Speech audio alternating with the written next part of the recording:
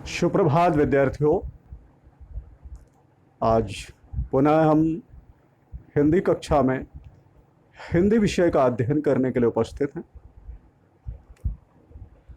आप लोग भी पठन सामग्री लेकर हिंदी अध्ययन के लिए उपस्थित हो। आज हम पाठ 5 सोना नामक पाठ पढ़ेंगे,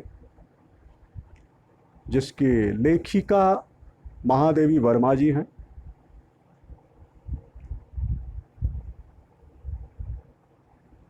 पाठ 5 से आज हमारा जो पठन पाठन है वह पाठांक पृष्ठ संख्या 38 एवं 39 है। पृष्ठ संख्या 38 एवं 39 को आज हम पढ़ेंगे, समझेंगे।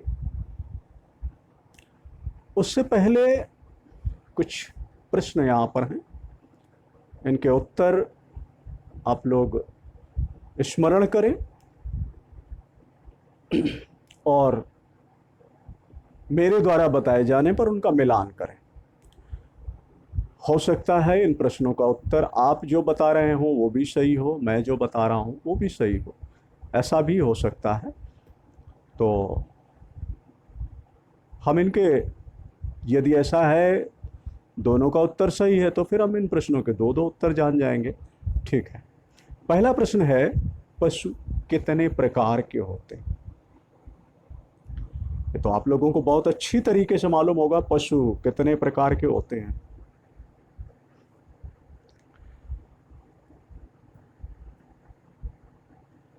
विज्ञान में आपने पढ़ा होगा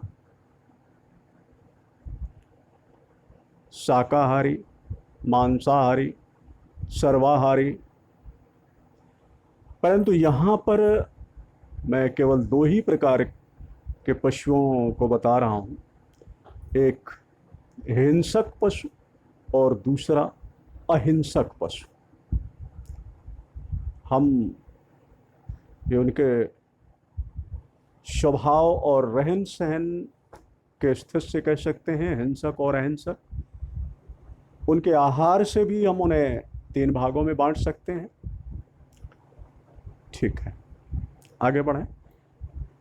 जिन पशुओं को हम पालते हैं उनके नाम बताइए। जिन पशुओं को हम पालते हैं उनके नाम बताइए।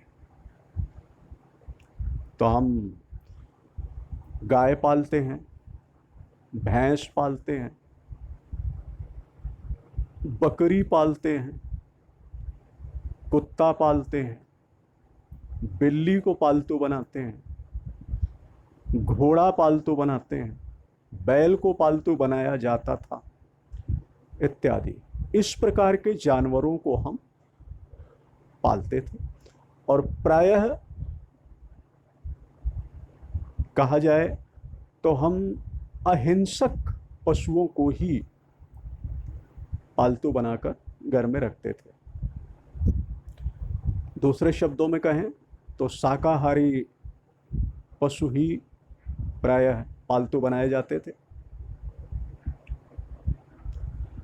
ठीक है, अगला प्रश्न है, पशुपालन से हमें क्या लाभ? पशुपालन से हमें क्या लाभ है? हम क्यों पशुओं का पालन करते हैं? तो पशुपालन से हमें विभिन्न प्रकार के लाभ हैं। जैसे घोड़ा को हम लोग पालतू बनाते थे तो सवारी के काम आता था। गधा भी हम लोग पालतू बनाते थे तो उससे हम बोझा ढोने का काम करते थे, बोझा ढोने में काम आता था। गाय को हम आज भी पालतू बनाते हैं तो उससे हमें दूध मिलता है, एक प्रकार से हमें भोजन मिलता है। गाय, भैंस, बकरी ये भोजन देने वाले जानवर हैं। कुत्ता घर की रखवाली करता था। तो पशुपालन से हमें विभिन्न प्रकार के लाभ हैं। उनसे हमें सुरक्षा मिलती थी, पशुओं के माध्यम से हमें काम करने में आसानी मिलती थी, पशुओं के माध्यम से हमें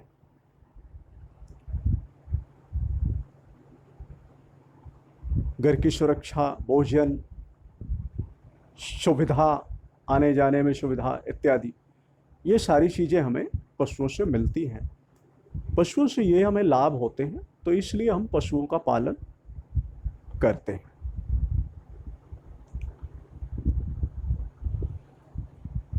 पाठ कैसा पाठ है? तो यह पाठ लेखिका जो महादेवी वर्मा जी हैं, उनके घर में बहुत सारे जीव जंतु पालतू बने हुए हैं और एक दूसरे के विपरीत स्वभाव वाले जीव जंतु भी हैं उनके घर में, परंतु वहां पर सब अपने स्वभाव को भूल करके प्रेम भाव से रहते हैं। अपने घर के समस्त पशु पक्षियों के विषय में उन्होंने एक कहानी लिखी है, मेरा परिवार। उस लेख में उन्होंने अपने घर के समस्त पालतू जीव जंतुओं के विषय में वर्णन किया है। तो यह जो पाठ है, पाठ 5 सोना नामक पाठ है। यह पाठ महादेवी जी की वही मेरा परिवार नामक जो रचना है उसी से लिया गया है। तो इस पाठ में लेखिका ने हिरणी के बच्चे का एक बड़ा ही मार्मिक शब्द चित्र खींचा है। प्रस्तुत पाठ में लेखिका जानवरों के प्रति प्रेम भाव,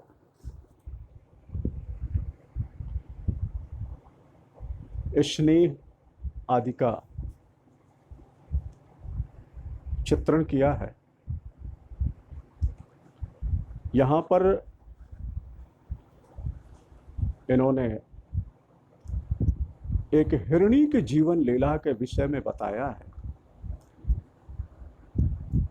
आइए पाठ को पढ़ते हैं और उसे समझते हैं। पाठ 5 सोना। लेखिका हैं महादेवी वर्मा जी।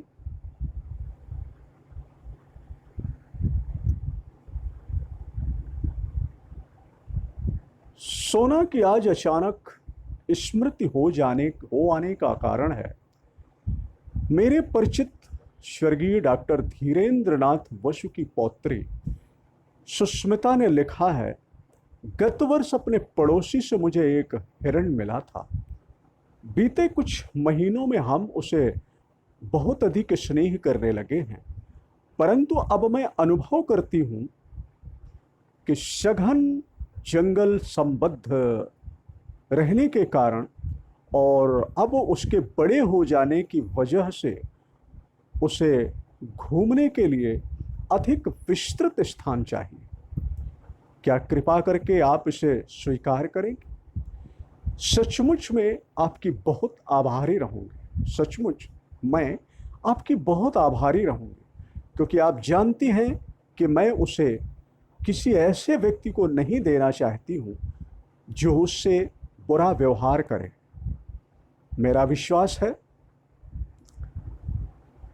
आपके यहाँ उसकी भली भांति देखभाल हो सकेगी। तो लेखिका को अचानक सोना की स्मृति क्यों हो आई? उसका कारण था कि उनके परिचित स्वर्गीय डॉक्टर धीरेन्द्र नाथ बसु की पौत्री सुष्मिता ने एक पत्र लिखा और उस पत्र में उन्होंने एक हिरण शावक के विषय में बताया कि एक हिरण का बच्चा मिला है जिससे वो लोग हम बहुत प्रेम करने लगे हैं और उन्हें पता है कि उस हिरण के बच्चे को जंगल में रहने वाला वो जीव घर में उसे वो स्थान नहीं मिलेगा। तो उन्होंने सोचा कि इसे महादेवी वर्मा जी के पास भेज दूं तो वहाँ पर इसकी ठीक प्रकार में देखभाल हो जाएगी, क्योंकि यहाँ उनके पास या किसी अन्य व्यक्ति को वो दे रही हैं तो उसके साथ अच्छा व्यवहार नहीं होगा। और उन्हें विश्वास था कि यदि वो महादेवी वर्मा जी के पास रहेगा वो हिरण शावक, तो उसे भली प्रकार से उसकी देखभाल हो जाएगी।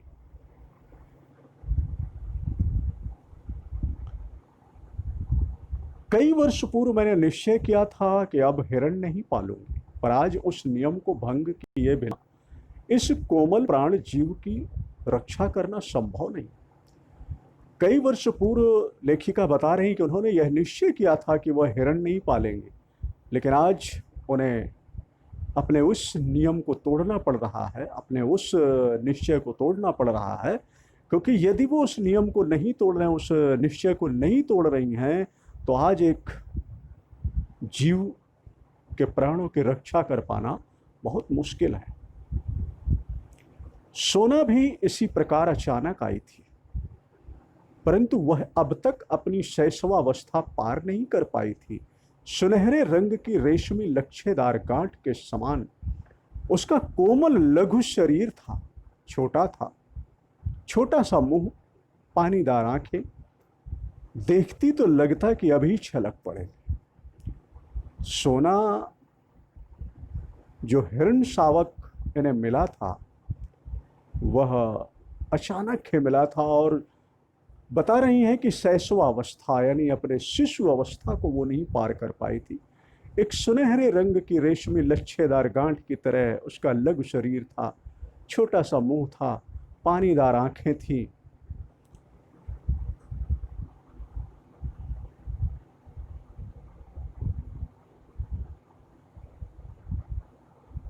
जिन्हें देखकर लगता था कि अभी छलक पड़ेगी।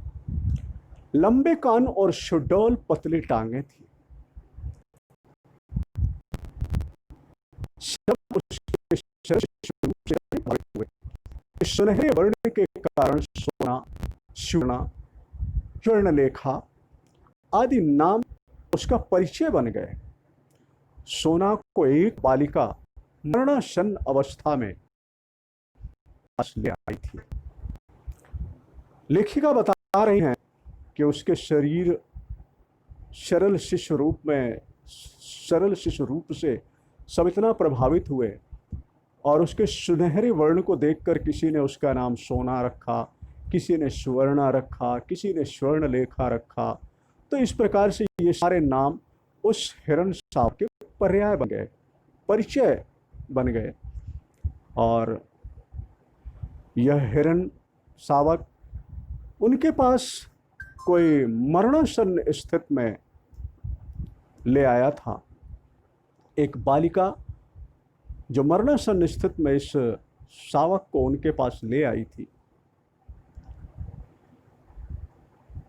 शावक अवांछित था और उसके बचने की कोई आशा भी न थी। उसे स्वीकार कर लिया। अब उसके दूध पिलाने की शीशी, ग्लूकोज, बकरी का दूध आदि एकत्र करके उसे पालने का कठिन अनुष्ठान प्रारंभ हुआ। लेखिका बता रही हैं कि मरणासन्न स्थिति में यह शावक उनके पास आया था, तो जिसके बचने की कोई उम्मीद नहीं थी, लेकिन फिर भी उन्होंने उसके जीवन को बचाने के लिए और उस अनुष्ठान को शुरू किया। दूध पिलाने के लिए शीशी, बकरी का दूध आदि इकट्ठा करके और उसका लालन पालन शुरू कर दिया गया। उसका मुंह इतना छोटा था कि उस पर उसे पीना भी नहीं आता था। बता रहे हैं उसका मुंह बहुत छोटा था और उसे दूध पीना भी नहीं आता था। लेकिन धीरे धीरे सोना ने दूध पीना और बोतल को पहचानना सीख लिया। अंधेरा होते ही वह मेरे पलंग के पास आकर बैठती और सुबह होते ही बाहर निकल जाती। तो इस प्रकार से उसका क्रम शुरू हो गया। उसका दिन भर का कार्य शुरू में विद्यालय के छात्रावास की छात्राएं उसके लिए कौतूहल का विषय बनी, लेकिन धीरे धीरे वह उनकी प्रिय साथी बन गई, जिसके बिना उनका किसी काम में मन नहीं लगता था। पहले छात्रावास की छात्राएं उसके कौतूहल का विषय थी, लेकिन धीरे धीरे वो उसकी प्रिय साथी बन गई। छोटे बच्चे उसको बहुत प्रिय थे, क्योंकि उनके साथ खेलने का अधिक अवकाश रहता था। वे पंक्तिबद्ध होकर खड़े होकर सोना से छलांग लगाकर एक ओर से दूसरी ओर कूदती। यह सर्कस जैसा खेल घंटों चलता। मेरे प्रति स्नेह प्रदर्शन के कई प्रकार थे। बाहर खड़े होने पर सामने या पीछे से छलांग लगाती, भीतर आने पर वह पैरों से अपना शरीर रगड़ने लगती, मेरे बैठने पर मेरी साड़ी का छोर अपने मुंह में भर लेती और कभी मेरी चोटी को ही चबा लेती। तो इस प्रकार से वह हिरण शावक छोटे बच्चों के साथ, पहले तो छात्रावास की छात्राओं के साथ में उसकी अच्छी दोस्ती हुई। बाद में छोटे बच्चे उसे बहुत प्रिय लगने लगे। क्यों छोटे बच्चे क्यों प्रिय लगने लगे? क्योंकि उनके साथ उसे खेलने का अधिक समय मिलता था। और सोना लेखिका के साथ भी अपने स्नेह का प्रदर्शन करती थी। किस प्रकार से? कि जैसे वो कहीं पर खड़ी हैं तो कभी सोना उनके ऊपर से छलांग लगा रही है, पीछे से छलांग लगा रही है, कभी आगे से छलांग लगा रही है। और अगर वो बैठी हैं तो उसके साड़ी का पल्लू अपने मुंह में भर लेती है, कभी उनकी चोटी को अपने मुंह में भर के चबा लेती है आदि। इस प्रकार से वह लेखिका के साथ भी अपने स्नेह का प्रदर्शन करने लगी। ठीक है, आज यहीं तक। अब हम अगले क्रम में बढ़ेंगे। पाठ को पढ़ने के बाद यहाँ पर कुछ प्रश्न आपके सामने हैं। इन प्रश्नों के उत्तर आपको बताना है। पहला प्रश्न है, लेखिका को किसने पत्र लिखा और क्यों? तो लेखिका को पत्र किसने लिखा, स्मरण कीजिए और उत्तर बताइए।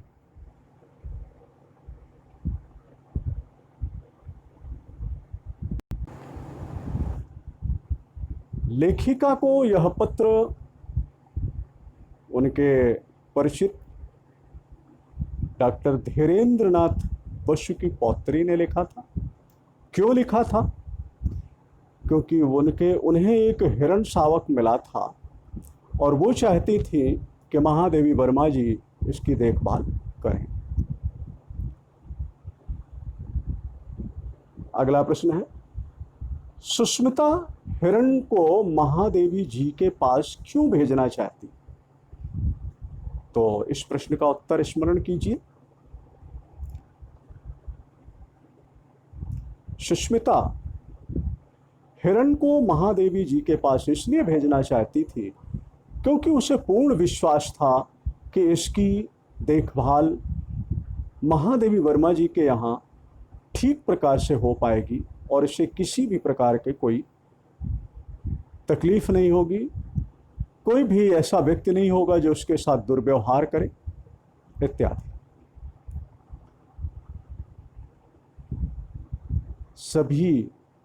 अगला प्रश्न है, सभी सोना के किस रूप से प्रभावित हुए? तो सभी सोना के सुनहरे रूप से प्रभावित हुए। अगला प्रश्न है, सोना किनकी प्रिय साथिन बन गई थी? तो सोना छात्रावास की छात्राओं की प्रिय साथिन बन गई थी। अगला प्रश्न है, सोना छोटे बच्चों को अधिक प्रिय थी, क्यों?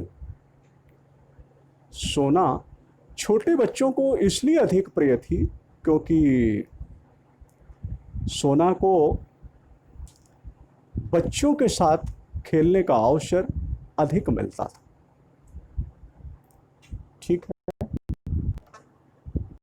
अब गृह कार्य की ओर बढ़ते हैं।